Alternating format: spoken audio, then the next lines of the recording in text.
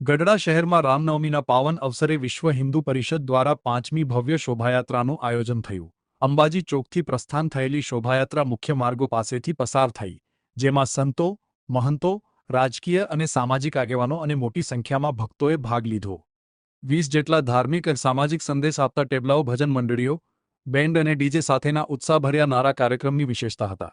શોભાયાત્રા દરમિયાન જિલ્લા પોલીસ દ્વારા 103 કર્મીઓની હાજરી અને આધુનિક સાધનો દ્વારા સુરક્ષા સુનિશ્ચિત કરી શાંતિપૂર્ણ રીતે કાર્યક્રમ પૂર્ણ થયો।